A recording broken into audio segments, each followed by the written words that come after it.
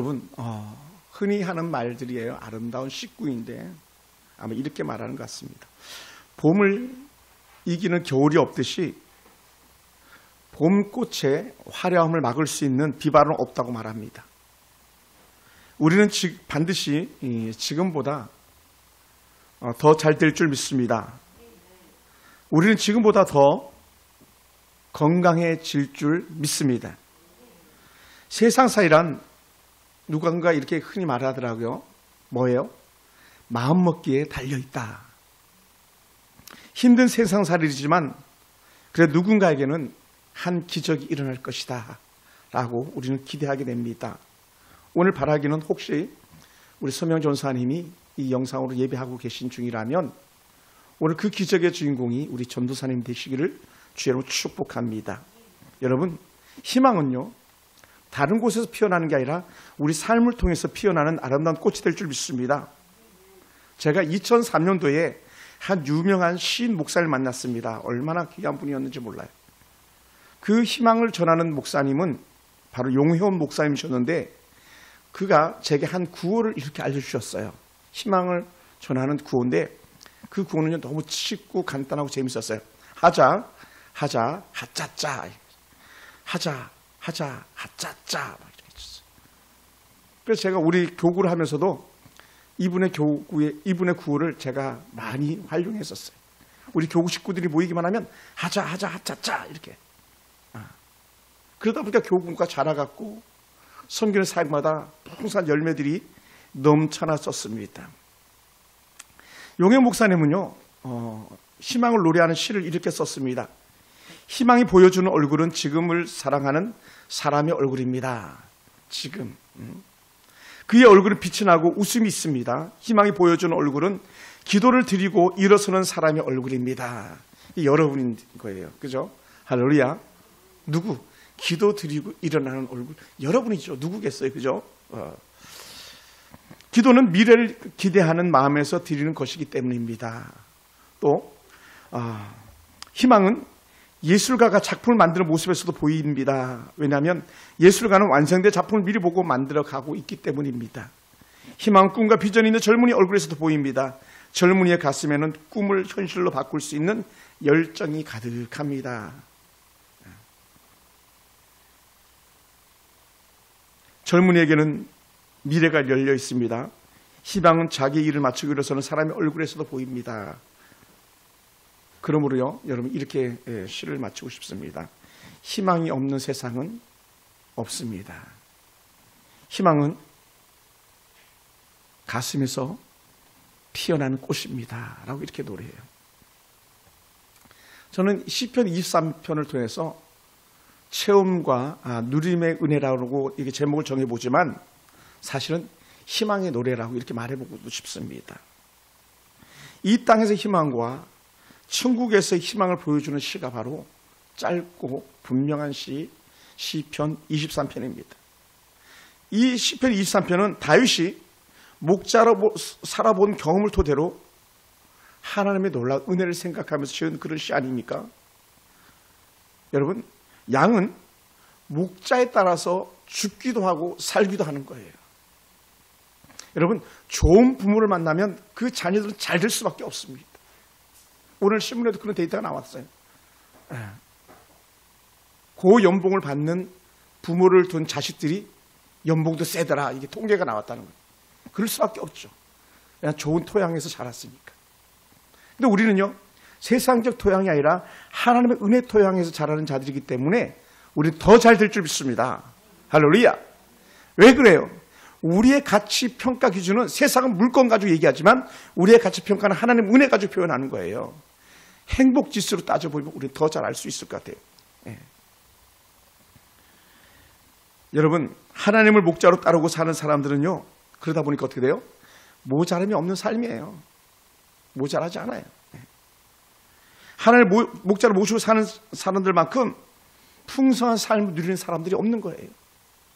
그러다 보니까 수요일 저녁에, 수요일 아침 11시 오셔가지고 그냥 정녕 거의 7시 넘어서 가시는데 하나님 얘기하다 보니까 막 너무 신발에 나가지고 너무너무 행복해. 뭐가 그렇게 우리가 좋아서 그랬겠습니까? 여호와를 생각하니까요. 라면도 없어가지고 그것도 못 먹었던 목사님이 배를 골마가면서도 하나님이 좋다고 노래할 수 있는 건요, 하나님 외에는 희망이 없음을 알기 때문이 아니겠습니까? 그러므로 시편 23편은요, 그리스도인들에게나 비그리스도인들에게 하나님을 목자로 따르는 삶은 모자람이 없는 삶이다라는 것을 알려주는 그런 시예요. 그래서 이 시편은 23편은요 최고의 시로 꼽히는 거 아니겠습니까? 여러분이 이 시편 23편을요 애송하면서 늘 마음속에 담고 살아가기 원합니다. 위대한 설교자 스펄전 목사님은요 이 시편 23편을 하다가 이렇게 비유를 했는데, 진주처럼 빛나는 시라고 그렇게 비유를 했어요. 진주처럼 빛나는, 아무리 봐도 질리지 않고 여전히 영롱한 빛을 발하는 진주, 그것이 바로 이 시편 23편이라고 여겨집니다. 우리도 이 시편 23편에 넘치는 잔의 체험, 넘치는 잔의 축복을 우리가 누릴 수 있게 되기 원하는데, 그럼 어떻게 하면 우리가 그런 고백을 할 수 있겠고 그런 누림을 할 수 있겠는가? 그리고 그렇게 넘치는 축복, 넘치는 행복이 있다면 우리는 얼마나 즐겁겠는가라고 우리는 한번 생각해 보기 원합니다. 그런데 여러분, 우리가 사는 게 어디 그렇게 마음 같습니까? 마음 같지 않을 때가 많잖아요. 마음 같지 않을 때가. 때로는 비애를 느낄 때가 얼마나 많습니까? 때로는 우리가 비굴하게 살아갈 때가 얼마나 많겠습니까? 그럴 때마다 우리는 누리는 것이 큰데, 그때도 우리는 비어있는 것 때문에 마음 아파할 때가 얼마나 많은지 한번 여러분 생각해 보시기 바랍니다. 여러분, 우리는 지나온 삶을 조금만 뒤돌아보아도 뭐라고요? 아유, 참 고생만 많았지. 모자란 측면만 보이기 쉬운 그런 우리들의 모습인데, 오늘 시편 기자는 그렇지 않더라는 거예요. 오늘 하루만 해도 우리는 부족한 모습들이 얼마나 많이 드러났는지 우리는 살펴볼 수 있습니다. 새벽에 일어나서 요한복음을 쭉 읽는데 제자들의 부족함이 이렇게 보였어요. 근데 그 제자들의 부족함이 곧 저의 부족함이었던 것이죠. 기회주의자처럼 보였던 그 제자들의 모습이 오늘 나에게도 여전히 있진 않았는가, 이렇게 뒤돌아보게 되었습니다. 우리가 그러면 한 해를 제대로 살려면, 올 한 해는 우리도 이 시편의 아름다운 은혜 고백처럼 하나님 내 자리 넘치나입니다, 그 고백하는 처음의 은혜가 우리 가운데 있길 원합니다. 그 채워주시는 은혜 누림이 우리 가운데 있길 원합니다. 할렐루야. 그래서 다윗은 살면서요, 나는 모자라지 않아요, 나는 부족하지 않습니다라고 말하는 이 고백이, 오늘 우리는 여전히 부족하고 모자라지만 그럼에도 불구하고 하나님 나는 모자라지 않습니다라고 하는 그런 고백을 한다면 여러분 최고의 삶을 살 수 있으리라 여겨집니다. 여러분 정말 여러분이 부족함이 없는 그런 사람입니까? 그렇지 않잖아요. 우리도 아마 모자라도 보통 모자란 사람들이 아니었을 거예요. 부족해도 보통 부족한 사람들이 아니었을 거예요. 그런데도 불구하고 우리가 이런 고백을 하기 위해서는요, 다윗의 깊은 은혜를 우리가 알게 되기 원합니다. 할렐루야. 사랑하는 성도 여러분, 이스라엘 백성들은요, 여호와가 나의 목자시다라고 말하면요, 그 의미를 충분히 깨닫는다는 거예요. 기본 토양이 목자는 어떤 사람이다라고 하는 정의가 그냥 확 들어와 버리는 거예요. 확 들어와요. 그래서 이스라엘 백성들은 애굽에서 가졌던 직업이 뭡니까? 무려 400년이나 종살이하면서 가졌던 직업은 다른 화려한 직업이 아니었어요. 가장 천하게 여기는 그런 목자의 직업을 가졌던 거예요.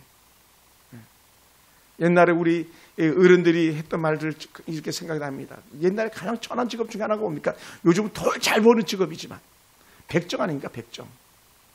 정육점 하는, 고깃감, 푸주간 있는 사람들이 가장 천한 직업 아니었습니까? 직업이 바뀌어서 그런 이름 자체가 없었지만 이스라엘 백성들이 그만한 직업을 가졌던 사람들인 거예요. 누구도 돌아보지 않는. 그래서 잘됐다, 그래 그거 너희가 해라, 바로가 용납할 만큼 그런 아무도 견제하지 않는 그런 직업의 사람들이었어요. 근데 그들은요, 그렇게 목자로서, 그렇게 목자라 하면 하나님은 나의 목자입니다라는 고백 속에서 모든 걸 이해할 수가 있는 거예요. 에스겔서 34장 11절 12절 말씀을 보니까 이렇게 말씀하고 있더라고요. 주 여호와께서 이같이 말씀하셨느니라. 나 곧 내가 내 양을 찾고 찾되 목자가 양 가운데 있는 날에 양이 흩어졌으며 그때를 찾는 것 같이 내가 내 양을 찾아서 흐리고 캄캄한 날에 그 흩어진 모든 것에서 그것들을 건져낼 것이다.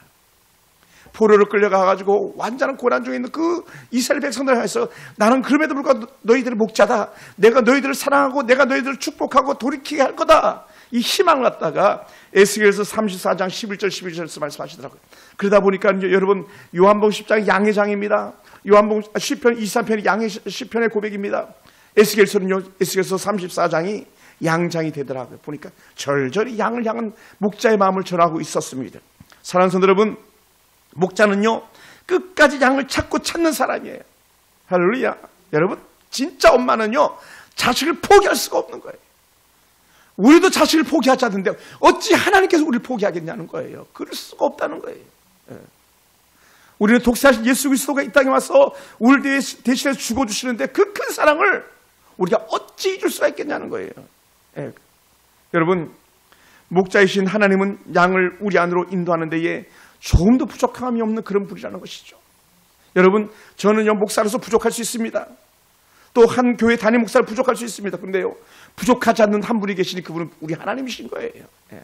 하나님은 부족하지 않고 모자라지 않고 실수하지 않는 그런 하나님이신 줄 믿습니다. 할렐루야. 할렐루야. 그러다 보니까 예수님께서 이렇게 말씀하셨어요. 요한복음 10장 양장에서 나는 선한 목자야.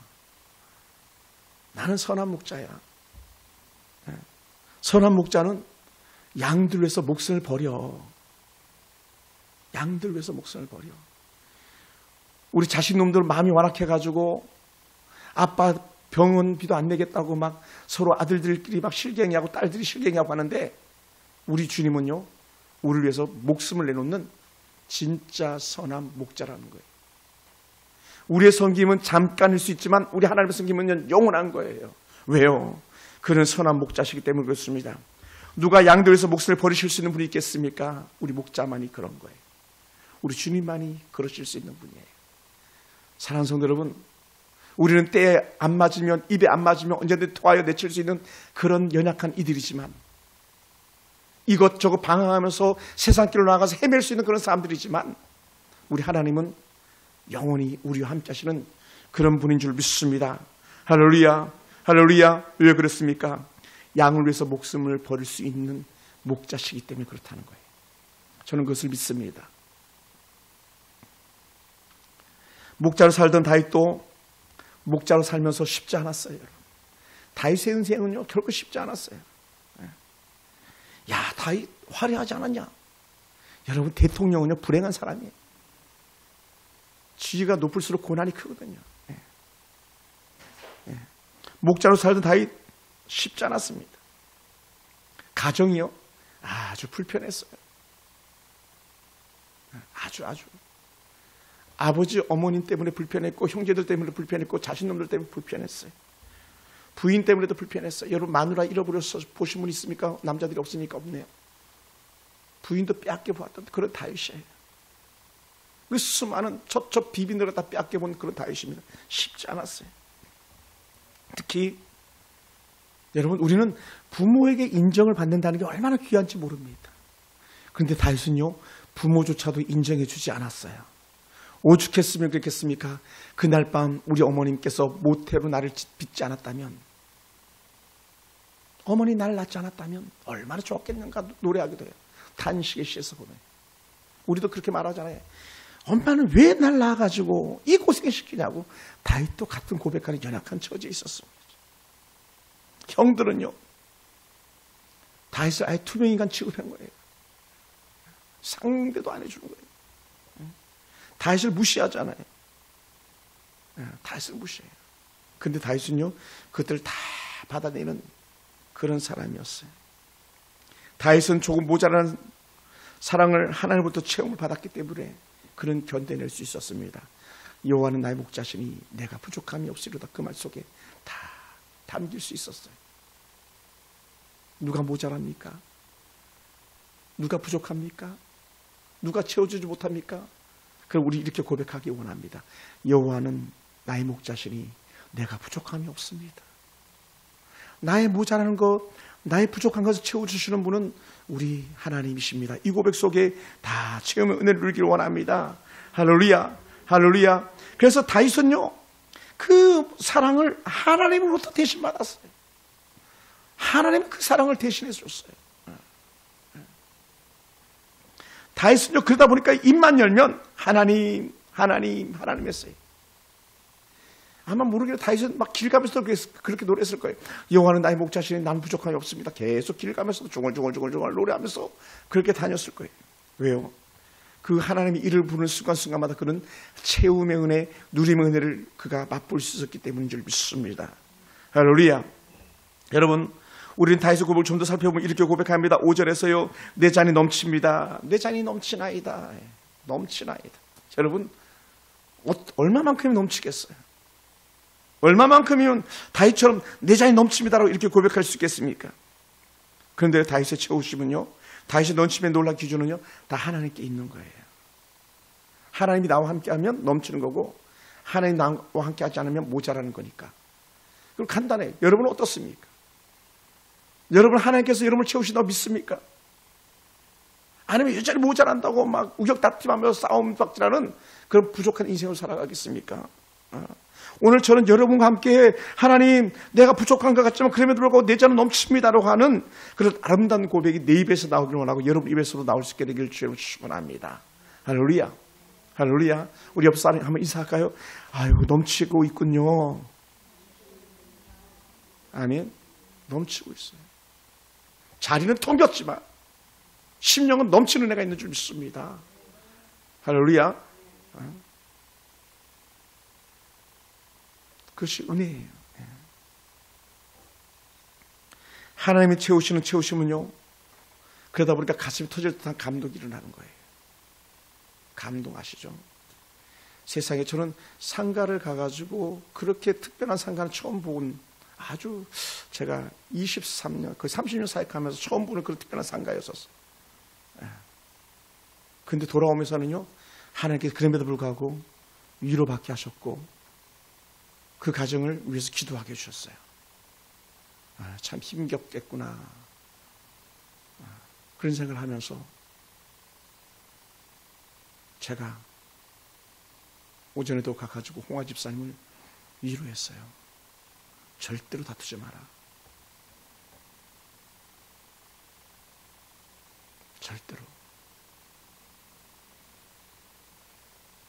그러니 다 들어주겠다고 그렇게 고백하시더라고요.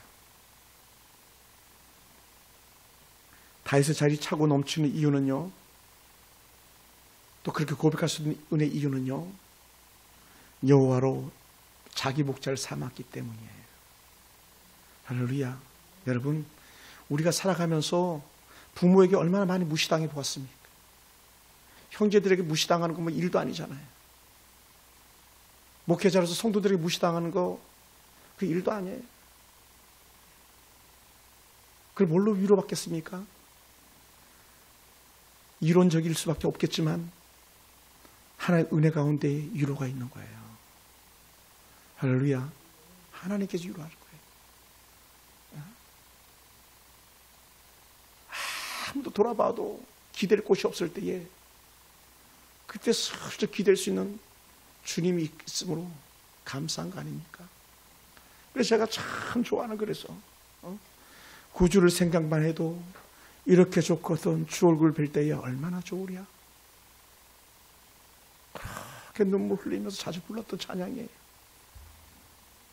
얼마나 배신 때립니까? 인생은요, 배신할 수밖에 없는 거예요. 얼마나 잘해줬는데 뒤돌아서서 칼을 꼽습니까? 그런데도 불구하고 우리는 주님 때문에 그럼에도 불구하고 체험을 얻습니다. 이렇게 고백하는 거예요. 네. 저는 이 말씀을 준비하면서 한나가 이렇게 생각이 났어요. 사무엘의 어머니 한나는요, 그 마음이 여호와로 말미암아 즐거워하고 여호와로 말미암아 높아졌으며 여호와께서 주시는 구원으로 크게 기뻐했다라고 이렇게 사무엘상 2장 1절에서 고백했어요. 여호와로 인해서, 여호와로 인해서, 여호와로 인해서. 여러분, 우리를 채워줄 수 있는 거요, 아들놈도 아니고 딸놈도 아니에요. 우리 주님이시면 다 떠나갈 거거든요. 아무도 함께 할 수 없을 때에 오늘 한나 고백하는 것처럼 여호와로 인해서, 여호와로 인해서 내 마음이 여호와로 말미암아 즐겁습니다. 이 고백하는 거예요. 사람 말은요, 조석주야로 변하는 거예요. 조석주야로. 근데 어떻게 돼요? 우리 하나님이 우리를 향한 사랑은요, 결코 변하지 않습니다. 할렐루야. 우리 하나님의 은혜는요, 결코 바뀌지 않습니다. 그러니까 우리 여호와로 즐거워하고 여호와로 말미암아서 사람들은 나를 끌어내리고 사람들은 우리 붙잡아 잡아당겨도 여호와는 우리를 높이시고 높여주시는 그 하나님이라는 거예요. 할렐루야. 사랑하는 성도 여러분, 예루살렘의 성벽을 재건하던 느헤미야는 이렇게 노래합니다. 여호와를 인하여 기뻐하는 것이 너희의 힘이야. 누가 지금 약합니까? 누가 힘겹습니까? 느헤미야의 말씀이 여러분 가운데 들려지곤 합니다. 여호와로 인하여 기뻐하는 것이 그의 너희 힘이다. 또 시편 64편 10절에서 이렇게 고백합니다. 의로운 하나님의 사람들은 누구예요? 여러분 아닙니까? 저와 여러분 의로운 하나님의 사람들 아니겠습니까? 물론요, 따지고 보면 연약하고 부족한 투성이지만 그럼에도 불구하고 의로운 하나님의 사람에는 영적 은혜 관점에서 왔을 때에 이렇게 고백하는 거예요. 의로운 하나님의 사람들은 여호와로 말미암아 즐거워하며, 뭐요? 자리가 차서 즐거운 게 아니라 여호와로 말미암아 즐거워하는 거예요. 여호와께 피하고 마음이 정직한 자들은 다 여호와를 자랑한다는 거예요. 누구? 여호와를 위해서 기뻐하고 즐거워하는 사람이 결국 여호와를 자랑한다는 거예요. 할렐루야. 그것이 시편 64편 10절에서 고백하더라. 그러면서 또 한 요엘서는 이렇게 고백합니다. 요엘 선지자는 2장 23절에서 시올의 자녀들아 너희는 너희 하나님 여호와로 말미암아 기뻐하며 즐거워할지어다. 여호와로 말미암아 기뻐하고 즐거워할지어다. 그러니까 우리는 이제 딱 정해진 거예요. 내 자는 채워지는 비결, 내가 누리는 비결은 다 여호와로예요. 할렐루야. 할렐루야. 그가 너희를 위해서 비를 내리되, 이른 비를 내리고, 그것도 적당하게 내리고, 이른 비와 늦은 비를 갖다가 예전과 같이 할 것이다라고 말해요. 여러분, 이건 놀라운 축복이에요, 여러분. 지금요, 닭깡통 차고 있거든요. 지금 종살이 하고 있거든요. 포로로 끌려갔거든요. 그런데도 불구하고, 그들에게 소망을 주시는데 용해온 시온처럼 희망을 노래하게 하는데 시온의 자녀들아 너희는 너희 하나님 여호와로 말미암아 기뻐하고 즐거워할지어다. 왜냐하면 이 이른 비를 다시 내려주실 거야. 늦은 비를 적당히 내려주실 거야. 전에처럼 너에게 복을 주실 거야. 이 얘기하는 거예요. 왜 그렇습니까? 여호와는 선한 목자이기 때문에 그래요. 할렐루야. 할렐루야. 다윗이 차고 넘치는 채우심을 받았던 비결은 여호와로 인한 것입니다. 오늘 저와 여러분이 채우고 넘치는 은혜의 받은 비결은 오직 여호와뿐임을 고백하기 원합니다. 할렐루야. 그래서 여호와를 목자로 삼았기에 양처럼 돌보시는 은혜를 받는 거 아니에요? 또한 양에게 좋은 꼴과 맑은 물을 주시는 것처럼 우리에게 풍성을 채워줬고 또 채워줄 것이고 앞으로 채워주름의 은혜를 누리게 될 줄로 믿습니다. 그것이 오늘 우리에게 복이 될 거예요. 어떤 복입니까? 그것이 이렇게 표현되죠. 쉴만한 물가로 인도하시는 도다. 지치고 상한 사람들에게는 쉼이 필요합니다. 쉴만한 물가가 어디겠습니까? 또 물길로 오고 또 물길로 오고 또 물길로 와도 여전히 목말랐던 한 여인에게 야 내가 주는 물 먹어 했을 때 다시는 목마르지 않는다 고백했던 우물가에 만난 요한복음 4장에 나오는 그 여인에게 했던 말씀처럼 우리 주님은 우리를 쉴만한 물가로 인도하시고 두 번 다시 목마르지 않는 그런 놀라운 은혜를 허락하시기 때문에 우리는요 영원한 쉼을 누릴 수 있고 영원한 체험을 누리게 될 줄로 믿습니다. 할렐루야. 사랑하는 성도 여러분, 광야에서 양치로 사는 것은 결코 쉬운 일이 아닙니다. 다윗도 사람인지라 피곤한 몸 예의가 아니었습니다. 어디서 편안히 쉴 수 있는 상황도 아니었습니다. 양털 돌보기 위해서요 어떻게 싸웠습니까? 들사자와 싸웠다고 합니다. 곰과 싸웠다고 합니다. 싸울 때마다 생명을 건 사투를 경험했다고 말합니다. 그러니 그 싸웠던 경험을 가지고 골리앗을 이겼던 것처럼 오늘 다윗은 다시 하나님 은혜 가운데 역시 여호와는 나로 이기게 하시는 분, 여호와는 나로 쉴만한 물가로 인도하시는 그런 분이라고 담대히 고백할 수 있었던 것이죠. 이 은혜를 우리가 누릴 수 있기 원합니다. 여러분, 오늘 하나님께서는 피곤한 자에게 쉴만한 물가로 인도하시는 하나님입니다. 목마른 자에게 좋은 물, 맑은 물을 먹이시는 하나님입니다. 많은 물을 주시는 하나님인 줄 믿습니다. 그러다 보니까 우리도요, 쉼이 필요하구나라고 느낄 때가 많아요. 제가 아내한테 투덜투덜 때가 많아요. 쉬고 싶다. 쉬고 싶어. 이런 고백할 때가 간혹 있어요. 쉬지 못하면 천하장사라도요 견딜 수 없는 거예요. 하나님이 주시는 쉼은요 다시 일어나도록 합니다. 하나님이 주시는 쉼은요 다시 도전할 용기를 주시기도 합니다. 하나님 주시는 쉼은요 샘으로 가득 채우는 통로가 되기 때문에 그렇습니다. 그래서 안식은 축복이에요. 쉴 만한 물가는 목자에게 최고의 축복입니다. 여러분, 반면에요, 근심과 걱정과 그 모든 것들은요, 우리에게 쉼을 빼앗아 갑니다. 자도 자는 것 같지 않습니다. 먹어도 먹는 것 같지 않습니다. 먹어도 먹는 것 같지 않다는 표현을 갖다 어르신들이 이렇게 말하더라고요. 돌을 씹는 것 같아요. 돌을 씹는 것 같아요. 이런 돌 씹는 맛 아십니까? 제가 최근에 국수집에 가서 국수를 시켜서 먹다가 정말로 돌이 나왔어요. 물을 와작 씹었어요.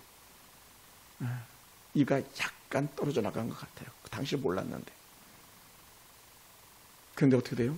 그런 돌을 버적버적 씹고 있다고 여겨보시기 바랍니다. 얼마나 그 인생이 불행하겠습니까? 더군다나 놀아도 노는 것이 아니죠. 먹어도 먹는 것이 아닌 것처럼 하나님의 돌보심이 없는 인생은요, 그러다 보니까 피곤해 지칠 수밖에 없고 잔을 가지고 있지만 빈 잔을 들고 있는 것과 같은 거예요. 그러니 여러분, 우리는 또 고백하는 거예요. 여호와만이 나의 쉼터가 되십니다. 그러니까 새벽에 눈이 벌떡벌떡 떠지는 거예요, 계속. 그래서 말씀을 보고 기도하고 하나님 은혜를 누리고. 왜요? 여호와가 나의 목자가 되시기 때문이에요. 아무도 인정해 주지 않아도, 아무도 기대하지 않아도 주님이 나를 기억해 주시고 기도하면요, 그것으로 최고의 만족을 누리는 삶인 줄 믿습니다. 사랑하는 성도 여러분, 오늘 저와 여러분의 영혼이 여호와를 인해서 쉼을 누릴 수 있기를 주님을 축원합니다. 할렐루야. 그래서 2023년은요, 쉼을 누리면서 시험을 얻는 복에 넘쳐나는 그런 해가 됐으면 좋겠습니다.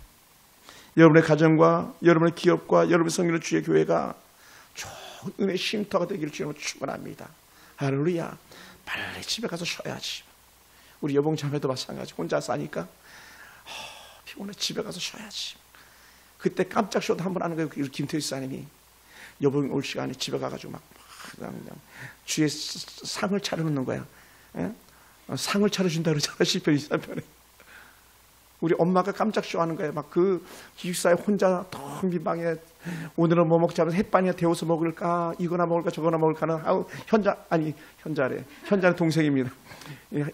그 하은이한테 가가지고 막 엄마가 오늘 깜짝 쇼해 하면서 우리 만난 거 먹으러 가자 막 한번 쏘는 그런 애. 물론 가끔 그렇게 하긴 합니다만 기대치 않았던 것. 왜요? 하나님은 원수의 목전에 상을 차려준다고 고백하잖아요. 이 은혜를 우리가 누려보는 거예요. 오늘 우리 교회가 그런 쉼터가 됐으면 참 좋겠어요. 그런 물가가 우리 교회가 됐으면 좋겠어요. 그런 물가가 우리 교회.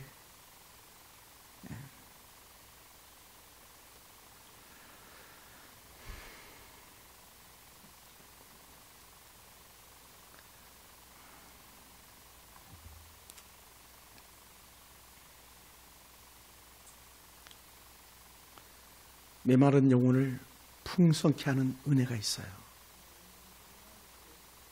시편 23편을 묵상하고 암송하면 우리의 영혼에 잔잔한 은혜가 슬며시 들어와서 자리를 잡는 그런 귀한 은혜가 있어요. 다윗은 자신의 영혼을 소생시키신 분이라고 담대히 고백합니다. 내 영혼을 소생시키시며. 소생은요, 병약한 자를 치료하는 하나님 놀라 은혜를 말합니다. 병이 들어서 약해 빠진 그런 이에게 소생케 하는 은혜가 있어요. 병사에 누운 이들이 벌떡벌떡 일어나서 하나님의 은혜를 경험하는 그 놀라운 은혜가 시편 23편 속에 숨어 있습니다. 우리 하나님은 상한 자를 싸매어 주시는 그런 분이시기 때문에 그렇습니다. 에스겔서 34장 16절에서 그렇게 고백해요. 하나님 병든 자를 고치시는 그런 하나님이시기 때문에 또한 그렇습니다. 우리가 1월달 암송했던 호세아 6장 1절 말씀처럼 여호와께서 치시기도 하시지만 싸매기도 하시는 분이시라고. 오늘 하나님의 은혜를 고백하는 이들에게는 싸매 주신 하나님으로 함께하길 주님을 축원합니다. 이 은혜의 말씀 찢으신 하나님께서 싸매 주신 은혜를 갖다가 서울 성모병원에 여전히 누워 계시는 우리 서미영 전사님에게 이 은혜가 있기를 주의 이름으로 축원합니다. 여호와께서 힘으로 소생케 하기를 원합니다. 소생이 필요하다는 말의 의미가 무엇인가 하면요, 단순히 질병의 차원을 넘어서 영혼이 지쳐있는 자에게 풍성함을 채워준다는 거예요. 우리 이걸 갖다 이렇게 표현합니다. 성령으로 충만하다는 거예요. 성령으로 충만하다. 죄가 들어올 틈새가 없는 성령으로 충만함. 그러다 보니까 어떻게 돼요? 성령으로 충만하면 우리의 육신도 회복되고 우리 영혼도 회복되고 우리 심령이 죄의 은혜로 가득 차게 넘쳐나는 줄로 믿습니다. 할렐루야, 할렐루야. 여러분, 은혜를 받은 기억이 오래된 이들에게 다시 은혜의 소생의 역사가 일어나기 원합니다. 깨어진 관계가 회복되는 은혜도 일어나기 원합니다. 영적으로 깨어진 관계가 회복되어서 온전히 소생케 되는 그 놀라운 은혜를 경험하길 원합니다. 하나님을 멀리하고 세상에 길든 우리에게 여호와의 소생의 은혜가 온전히 저와 여러분과 임하기를 원합니다. 하나님을 멀리하고 하나님을 떠났던 그 발걸음들이 다시 주의 전으로 달려오는 은혜도 있기 원합니다. 지치고 상한 심령을 일깨우시는 하나님의 은혜가 오늘 우리 가운데 필요한데 그것이 바로 저와 여러분인 줄 믿습니다. 저도 지치고 상한 심령이거든요. 주의 은혜가 필요합니다. 우리의 영이 다시 살아 숨쉬는 그 은혜가 있기 원합니다. 내 영이 주로 인해 기뻐합니다라고 하는 그런 은혜 고백이 있기 원합니다.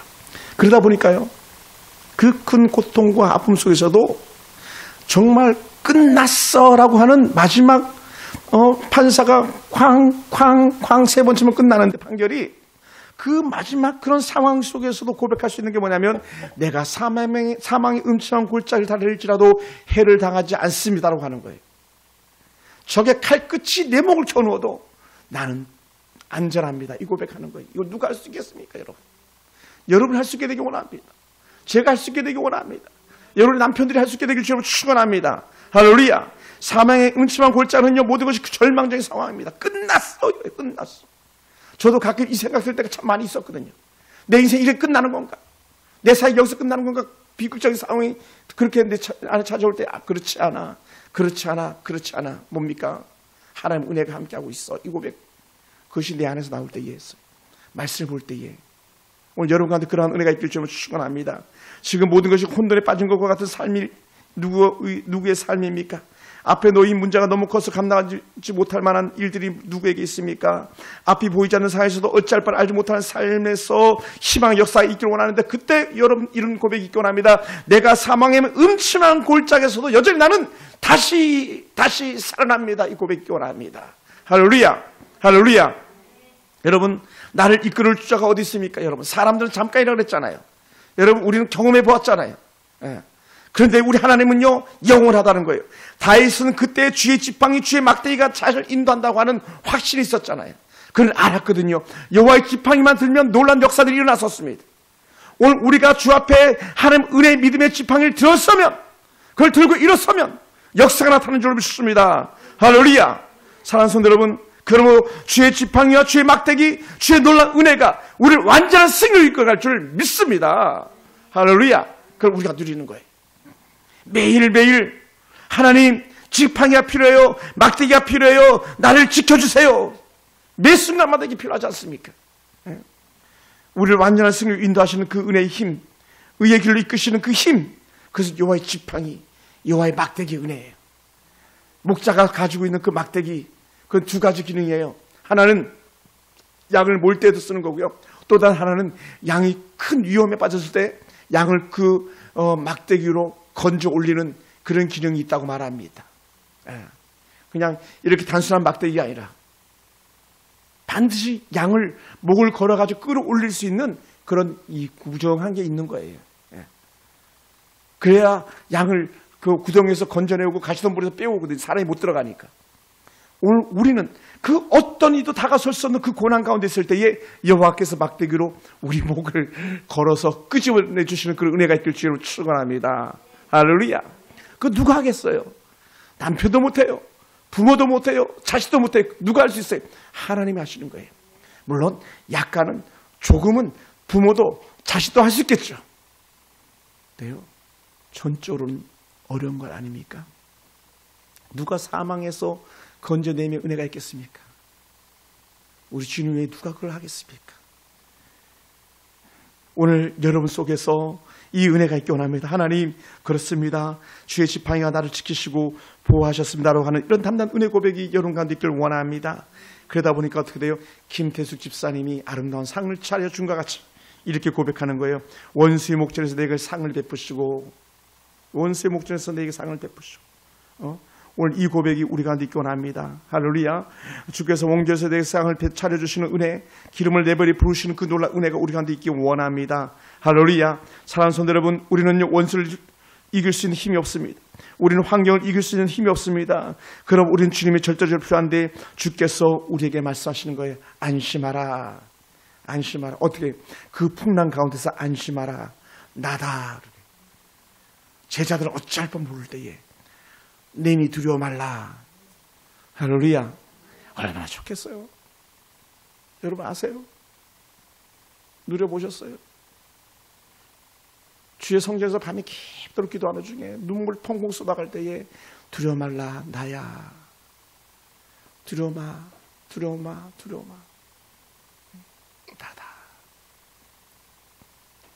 그 은혜의 음성이요 여러분 가운데 들려지기를 주님으로 축원합니다. 할렐루야. 그럼 어떤 하나님으로 다가온다고 말합니까? 오히려 상을 차려주시고 융숭한 대접을 받게 한다는 거예요. 대접을. 그리고 기름을 머리에 붓는다는 거예요. 기름을 머리에 붓는다는 건요 최고의 예우예요. 최고의 예우. 그래서 귀한 손님이 올 때 그 머리에다 기름을 붓는데 예수님에게 기름 부은 마리아는요 놀랍고 위대한 하나님의 사람인 거예요. 그러니까 예수님을 얼마나 사랑하고 얼마나 예수님에 대해서 정말 사랑이 컸으면 가장 귀한 예우를 한 거예요.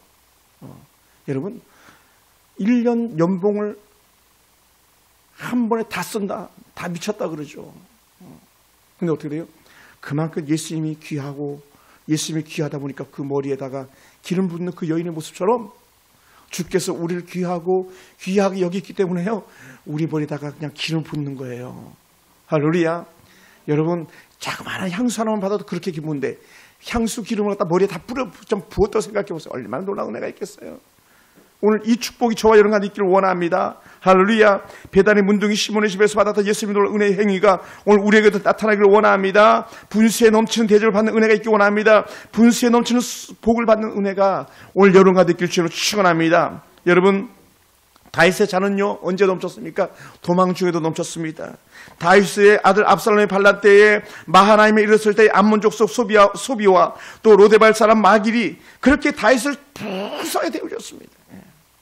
다윗이 쫓겨가는데 먹을 것이 없을 때 먹을 걸 공급해주고요. 길이 없을 때 길을 열어주시고요. 그런 대접을 받았어요. 그러니요 원수 앞에서 내게 상을 차려주시나다는 이 고백이 마귀를 통해서 누립니다. 소비를 통해서 누립니다. 더더군다나 바실레라는 사람은요 군량을 갖다가 지원해 주는 거고 군수품을 지원해 주면서 그렇게 다윗으로 환대했어요. 다윗을 바실레라는 사람이 이게 사무엘하 17장 27절 보면 나오는 본문 내용들인데 얼마나 귀한지 몰라요. 여러분 누가 여러분에게 상을 차려줍니까? 누가 저 같은 사람을 기억이나 해주겠습니까? 여러분이 기억해 주셨잖아요. 여러분이 저를 기억해 주시고 예우해 주셨잖아요. 누굴 통해서? 우리 하나님을 통해서. 누가 찾아오는 선교사님들 갖다 예우해 주고 밥 한 끼 대접하겠습니까? 여러분이 하시고 계시잖아요. 그것이 상을 차려주시는 은혜였던 것이죠. 이 풍성한 은혜를 우리가 결코 빼앗기지 않게 되기를 원합니다. 할렐루야. 특별히 바실레 같은 사람은 후에 전쟁이 끝났을 때에 야 너 나랑 같이 가자 했더니 바실레가 사양합니다. 괜찮습니다. 거저 받은 거 거저 주는 마음 가지고 그 대신 그냥 내 아들 데려가세요. 그 아들 데려가는 그런 다윗의 모습이었었습니다. 사랑하는 성도 여러분 얼마나 은혜롭고 얼마나 은혜가 넘쳤던 그런 다윗의 모습이었겠어요. 어떤 사람은 다윗이 도망갈 때에 막 놀려대고 조롱하고 막 그랬거든. 돌 던지고 그런데 하나님은 그들과 달리 그렇게 숨어있는 사람들 통해서 위로받게 하시고 체험의 은혜를 누리게 하셨었습니다. 올 여러분 가운데 그런 삶의 은혜가 있기를 주님으로 축원합니다. 이역말리 타고 위에서 살아가면서 누가 여러분을 위로하겠습니까? 여러분 제가 여러분에게 위로하는 건 잠시 잠깐이에요. 우리 주께서 여러분에게 그런 은혜의 대접이 있게 되기를 원합니다. 할렐루야. 하나님을 가장 멋있게 고백하는 여러분 삶 속에 가장 놀라운 은혜의 축복이 임하기를 원합니다. 평생 다윗의 집에 주의 복이 떠나지 않았던 것처럼 오늘 저와 여러분 삶 속에 이 놀라운 은혜가 있기를 원합니다. 그래서 여러분의 가정이 천국이 되기를 원합니다. 우리가 불렀던 찬양의 한 본문 내용처럼 이미 하나님 나라가 너희 안에 있느니라. 여호와가 나의 목자가 되시면 이미 하나님 나라가 우리 가운데 이루어진 거거든요. 사랑하는 성도 여러분, 우리는 벌써 12달 중에 한 달을 끝내고 그것도 3일째 살아가고 있습니다. 우리는 입만 열면 때로 부족하다고 말할 때가 참 많이 있습니다. 사실 부족하기도 합니다. 그런데 중요한 게 뭐라고요? 채워주실 것을 기대할 수 있다는 거예요. 채워주실 것을. 어떤 사람들이 이렇게 말했잖아요. 하늘이 무너져도 솟아날 구멍이 있다. 근데 우리 그런 사람들이 아니라 하늘이 무너져도 이끄시는 하나님이 계시다. 그럼 우리 절대 낙심하지 않는 사람들입니다. 오늘 우리는 낙심하지 않는 이유는 분명합니다. 여호와가 나의 목자시기 때문에 그렇습니다. 사랑하는 성도 여러분, 여러분의 형편이 어떻습니까? 실만한 물가로 인도 안 받고 있습니까? 절대 여러분을 떠나지 않는 한 분이 계신데 그분이 바로 하나님인 줄 믿습니다.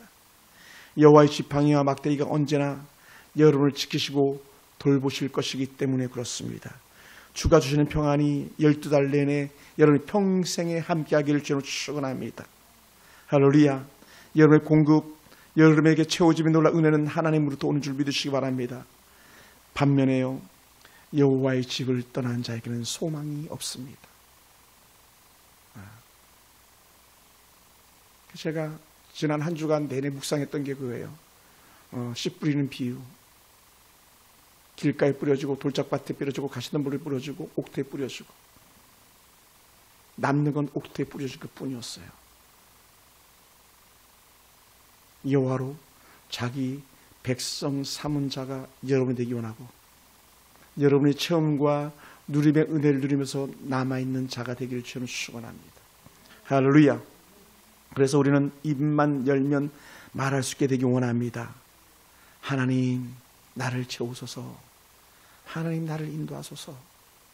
그래서 채우심의 은혜를 갖다가 누릴 수 있는 그런 멋진 성도 되기를 주님으로 축원합니다. 그러므로 우리는 꼭 잊지 말아야 할 것이 한 가지가 있습니다. 여러분, 내 힘으로 채운 것 아니에요. 주가 채우셔야 되는 거예요. 내 능력으로 채워지는 거 아니에요. 주의 능력으로 채워지는 거예요. 주의 지팡이와 주의 막대기가 우리에게 함께하듯 여러분과 함께하기를 주님으로 축원합니다. 그럼 언제나 우리가 더 주님을 인식하고 주님과 동행하면서 고백되어지기 원합니다. 주여, 내 잔도 넘칩니다. 내 잔도 넘칩니다. 또 넘치게 하실 줄 믿습니다. 언제 어디서나 여러분과 함께 하시는 그 주님이 여러분과 동행하는 기쁨을 누리길 주님의 이름으로 축원합니다. 할렐루야. 우리 찬양 다시 한번 하겠습니다.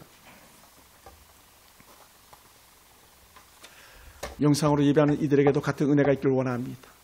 여러분의 삶, 여러분의 형편이 어떤지 저는 알 수 없습니다만 여러분에게도 하나님께 주시는 은혜의 누림이 함께하고 회복의 역사가 임하기를 주의 이름으로 축복합니다.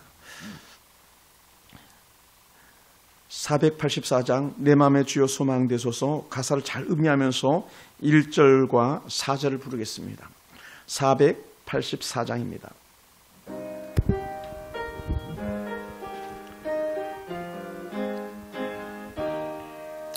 내 맘의 주여 소망되소서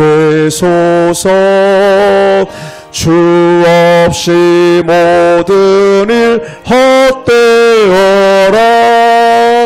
밤에나 낮에나 주님 생각 잘 때나 깰 때 함께 하소서 영원한 주님 내 승리의 주 하늘의 기쁨을 주옵소서 어떠한 고난이 닥쳐와도 만유의 주여 소망돼 4절 다시 하겠습니다. 영원한 주님 내 승리의 주 하늘의 기쁨을 주옵소서 어떠한 고난이 닥쳐와도 만유의 주여 소망되소서 아멘. 저는 지금까지 살면서 정말 많은 그런 복을 받은 사람입니다. 정말 많은 그런 복을 받은 사람. 아무리 생각해봐도 나는 정말 복 받은 사람이다라고 그렇게 생각이 들어요. 어려서도 그렇고 나이 들어서도 그렇고 뭐 젊어서도 그렇고 어쩌면 하나님께서 그렇게 멋지게 내 인생을 디자인해 주셨는가 생각하면 놀라운 은혜뿐입니다. 깜짝깜짝 놀랄 때가 있습니다. 야, 그때 하나님께서 인도하시지 않았더라면 어떡할 뻔했겠는가 그런 생각이 들 때도 많이 있습니다. 초등학교 졸업하고요, 실력을 만들어가지고 그걸 판다고 그 주인 아저씨하고 저 명동 대로를 다녔던 그런 저였습니다. 본드 칠하면서 그 본드 냄새 나는 방에서 잠을 자면서 눈물을 흘렸던 날들이 있었습니다. 그런데 그랬던 제가 여러분 앞에서 하나님의 사역을 감당하고 있는 위대한 하나님의 사랑을 부름받았다는 것 자체가 얼마나 큰 복이었는지 모릅니다. 제가 신학도 하기 전에 하나님, 저는 전 세계를 다니면서 복음을 전하게 해주세요. 비행기 타고 다니면서 집회할 수 있게 해주세요. 그렇게 고백했었는데 많지는 않았지만 그럼에도 불구하고 곳곳 나라를 다니면서 복음을 전할 수 있는 그런 은혜 주셨었으니 너무나도 감동이고 감격이었었습니다. 또한 여러분이 많지는 않지만 여러분이 저를 사랑해 주시고 아껴주시고 함께하는 것 자체가 얼마나 큰 은혜였는지 모릅니다. 모든 것이 감사였습니다. 오늘도 중앙대 병원 이렇게 혼자 내려가면서 저 아래쪽에 우리 용순의 집이 있는데 정말 마음 같아서 수십 번을 들어가고 싶었습니다. 최성민 집사님 어떻게 사냐고 수천 번을 저는 입에 그 집 마음으로 다녀왔습니다. 기도로 다녀오고 마음으로 다녀오고 얼마나 힘든 삶을 살고 있겠습니까? 나는 복을 누리고 있는데, 나는 은혜를 누리고 있는데 그들은 어떻게 살고 있을까? 그런 생각할 때 마음이 너무 아팠습니다. 사랑하는 성도 여러분, 여러분의 삶은 어떻습니까? 하나님께서 이끄신 복된 삶이었습니까? 아니면 아픔의 삶이었습니까?